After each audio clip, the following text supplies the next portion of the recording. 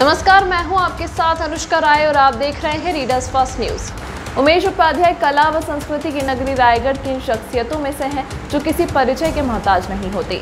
छात्र जीवन से ही उन्होंने समाज सेवा को अपने जीवन का मिशन बना लिया है। युवा और कर्मठ, कार्यक्षम और असीम ऊर्जाओं उमेश के शब्दकोश में असंभव जैसा कोई शब्द है ही नहीं। यह बात कोरोना महामारी की विभीषिका के बीच उजागर हुई जब उमेश ने अपने साथियों के साथ अपार जीवटता का परिचय देते हुए लगातार 56 दिनों तक रोजाना 400 से अधिक मजबूर लोगों का पेट भरा। पूर्वांचल भोजपुरी समाज के बैनर तले उमेश का यह काम बहुचर्चित और बहुप्रशंसित रहा। राष्ट्रीय स्तर पर इंडियन एक्सप्रेस अखबार और इंडिया न्यूज जैसे चैनल पर उनका काम को सराहा गया।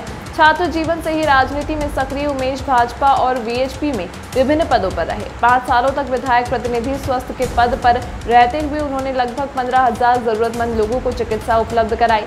पूर्वांचल भोजपुरी समाज के संस्थापक अध्यक्ष के रूप में उमेश ने अपनी कर्मठता से अल्पकाल में ही समाज को पूरे रायगढ़ जिले में फैला दिया है। हर एक अवसर पर समाज की उपस्थिति रेखांकित की जाती है, जिसका श्रेय उमेश को जाता है। जिले के प्रतिनिधियों के सहयोग से प्रयागराज के लिए रायगढ़ से सीधी ट्रेन सुविधा के लिए वे विशेष रूप से प्रयत्नशील हैं। अभी रामनवमी की शोभा यात्रा में राम भक्तों के लिए समाज की ओर से दुग्ध ठंडाई की व्यवस्था भी आयोजकों के ने मुक्त कंठ से प्रशंसा की थी।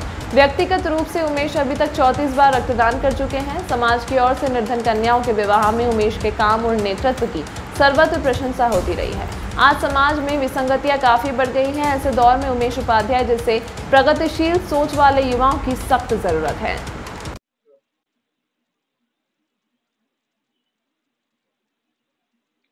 आज हम आपको रायगढ़ के पूर्वांचल भोजपुरी समाज के अध्यक्ष उमेश उपाध्याय जी से रूबरू करा रहे हैं। सर, आपका हमारे चैनल में बहुत बहुत स्वागत है। धन्यवाद। कृपया आप हमें अपने बारे में बताएं। मेरा नाम उमेश उपाध्याय है। मेरी प्रारंभिक शिक्षा दीक्षा पूरी रायगढ़ में ही संपन्न हुई है। मेरे पिताजी का नाम स्वर्गीय श्री राम सूरत उपाध्याय है और जो रायगढ़ के जाने माने ज्योतिषाचार्य थे, पंडित भी थे रायगढ़ के। तो माँ का नाम श्रीमती स्वर्गीय सुशीला उपाध्याय, जो अब इस दुनिया में तो नहीं है। यही छोटा सा मेरा जीवन परिचय। आप रायगढ़ में और अपने समाज में एक समाजसेवी के रूप में प्रसिद्ध हैं, तो हम आपसे ये जानना चाहेंगे कि समाज सेवा के क्षेत्र में आपका रुझान कैसे हुआ? मेरा रुझान तो पहले राजनीति में ही हुआ, क्योंकि राजनीति भी एक समाज सेवा का बेहतर मंच है। 1993 से ही मैं इस भाजपा से, भारतीय जनता पार्टी से जुड़ा हूँ और तब से आज तक उसी पार्टी से जुड़ा हूँ। और 93 से जुड़ने के बाद सन 1996 में मैं विश्व हिंदू परिषद का जिले का महामंत्री भी रहा। सन 2003 में जब बीजेपी की गवर्नमेंट छत्तीसगढ़ में बनी, तो मैं उसके बाद जीवन दीप समिति का सदस्य भी बना रायगढ़ में, और उसके बाद पूरे छत्तीसगढ़ रेड क्रॉस सोसाइटी का डायरेक्टर भी मुझे भाजपा ने बनाया। और उसके बाद जिला व्यापारिक प्रकोष्ठ का महामंत्री भी भाजपा ने मुझे बनाया। और इसी तरह अपना राजनीतिक जीवन चल रहा था। इसी बीच अपना जीवन चल रहा है। पूर्वांचल भोजपुरी समाज का गठन कब हुआ और कैसे हुआ? पूर्वांचल भोजपुरी समाज का गठन की कल्पना मेरे मन में आई जब पहला कोविड काल सन 2020 में आया था, यही मार्च अप्रैल में। तो मैं और अपने मोहल्ले, जो जहाँ मैं रहता हूँ, सोनिया नगर के लोग मिल के स्टेशन में जाके रोज भोजन कराते थे लोगों को, और देखा बाकी समाज के लोग भी इस कार्य को करते थे। तो मेरे मन में भी एक सवाल आया कि क्यों ना हम भी एक अपना समाज की स्थापना करें और समाज के बैनर तले इस कार्य को किया जाए। उन्हीं सब कार्यों को देखते हुए मैं दिसंबर 2020 में अपने वरिष्ठ लोगों के साथ बैठक करके पूर्वांचल भोजपुरी समाज का गठन किया। कोरोना काल में आपकी और आपके समाज के द्वारा किए गए कार्यों को रायगढ़ में काफी प्रशंसा मिली। इसकी प्रेरणा आपको कैसे मिली थी? सेकेंड लहर जब आई थी 14 अप्रैल 2021 को, जिसकी घोषणा रायगढ़ के प्रशासन ने की कि 14 अप्रैल से लॉकडाउन लगेगा, तो हमारे वरिष्ठों के साथ 12 अप्रैल को बैठक हुई। इस कोविड काल में पूरा सब कुछ, जब ट्रेन बंद हो जाएगा, मार्केट बंद हो जाएगा, शहर बंद हो जाएगा, तो लोगों को खाने पीने की बहुत ज़्यादा दिक्कत होगी, जो कि फुटपाथ में रहते हैं, रेलवे में रहते हैं। तो उस सब व्यवस्था को देखते हुए कि हमारे वरिष्ठों ने भी निर्णय लिया कि क्यों ना हम प्रतिदिन लोगों को भोजन की व्यवस्था जितना हो सके उपलब्ध कराएं और 14 जून से लेकर के 5 जून तक पूरे 56 दिन तक 400 लोगों को 400 पैकेट पर डे खाना हम वितरित करते थे। और उसके बाद ये कार्यक्रम इतना तेजी से सफल हुआ कि इस न्यूज़ को आपके इंडिया न्यूज़ ने भी उठाया और भारत के जाने माने पेपर इंडियन एक्सप्रेस में भी एक खबर छपी थी कि रायगढ़ के भोजपुरी समाज ने इस कार्य को किया। तो पूर्वांचल भोजपुरी समाज के गठन से लेकर के अब तक की क्या उपलब्धियां रही, इनके बारे में जानकारी दें।